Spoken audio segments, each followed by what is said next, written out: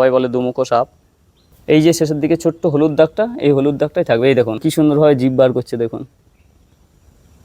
এটা হচ্ছে কেঁচো। কেঁচো হচ্ছে এই সাপের প্রিয় খাবার।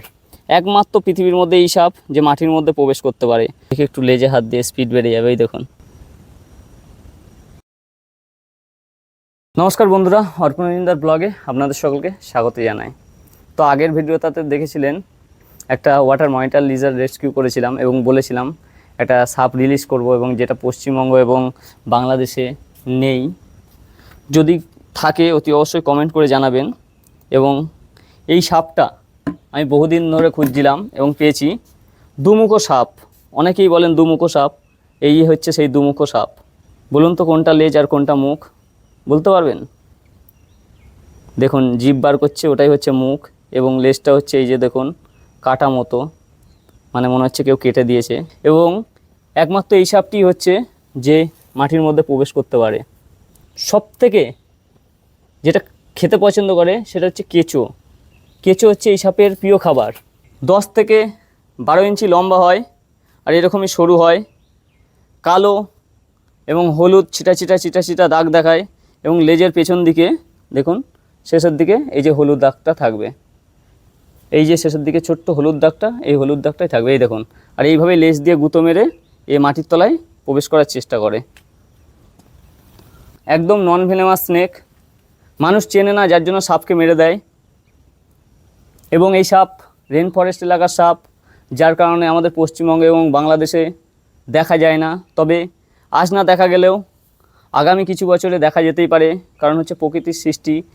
জলের সঙ্গে কোথা থেকে কি চলে যায় কেউ বলতে পারে না। আর এইভাবেই প্রচুর পশু পাখি, বিভিন্ন জীবাণু, গাছপালার সৃষ্টি হয়ে থাকে প্রকৃতিতে। তো ভালোভাবে সাপটাকে চিনে নিন। এই হচ্ছে সেই দুমুখো সাপ, সকলে বলে থাকে।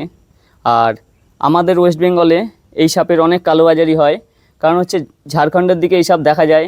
ওই সব দিক থেকে বিভিন্ন সাপুরিয়ারা ধরে আনে এবং বলে থাকে বিভিন্ন মানে কালা জাদু, এই রাখলে আপনার উন্নতি হবে, বাড়িতে টাকা চলে আসবে। এবং সমাজের বিভিন্ন লোকেরা যাদের কাছে প্রচুর পরিমাণে অর্থ আছে, তারা লাখ লাখ টাকা দিয়ে কেনে এবং বিভিন্ন জায়গায় নিয়ে গিয়ে কালা জাদু করে। তো আপনারা এইসবের মধ্যে পা দেবেন না, কান দেবেন না, শুধু সব কিছু জানার চেষ্টা করবেন, বোঝার চেষ্টা করবেন। দেখুন কি সুন্দরভাবে জিভ বার করছে, দেখুন।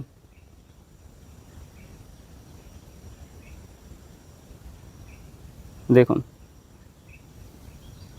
দেখুন লেজ দিয়ে গুঁতো মারছে আর চলে যাওয়ার চেষ্টা করছে।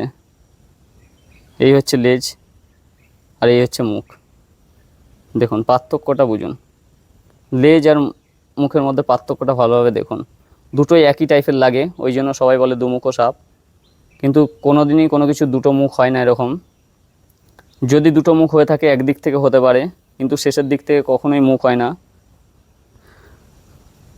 তো এইগুলো একদম অন্ধবিশ্বাস। এই অন্ধবিশ্বাসগুলোই আমরা দূর করার চেষ্টা করি। তো যার কারণে বলে থাকি, এই কিছু কিছু অজানা সাপ আছে বা জীবজন্তু আছে, মানুষজন এখনও তাদের সঙ্গে পরিচিত হতে পারেনি।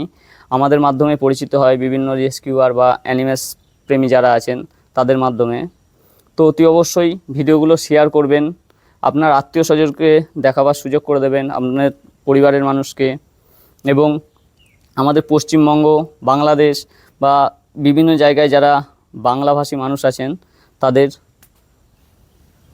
জানার চেষ্টা করে দেবেন, সুযোগ করে দেবেন।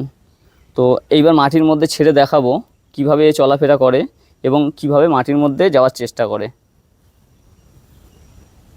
বান নেই, ইধার সে যায় না উধার সে যায়, স্টপ করবে? হ্যাঁ কর দো। তো জলের ধারে জঙ্গলের কাছে চলে এসেছি। কিন্তু বন্ধুরা, এই সাপটার আসল নাম হচ্ছে সিল্ড টেল স্নেক। সকলে মনে রাখবেন, সিল্ড টেল স্নেক। সবাই দুমুখো সাপ বলে থাকে বিভিন্ন জায়গায়, কিন্তু কখনোই দুটো মুখ না। এর লেজের জন্য এর নাম দেওয়া হয়েছে সিল্ড টেল স্নেক। এবং একদম নন ভেনেমাস, কোনো রকম বিষ নেই।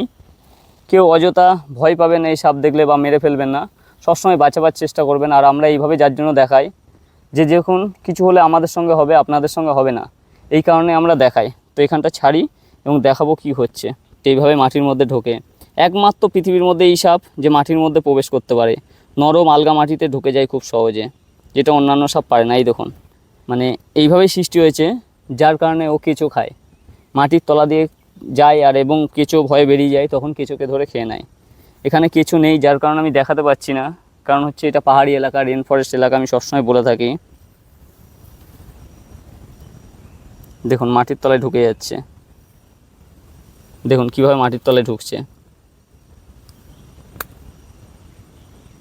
দেখুন শরীরের অর্ধেক অংশ ঢুকে গেছে, দেখুন দেখুন এবার আস্তে আস্তে অনেকখানি ঢুকে গেছে।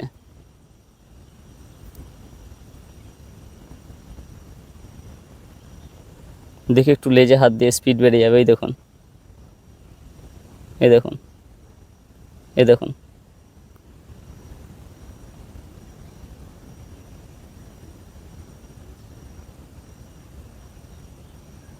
তো দেখুন আরেকটু অংশই বাকি আছে, তো ওকে ওর মতো ছেড়ে দিই।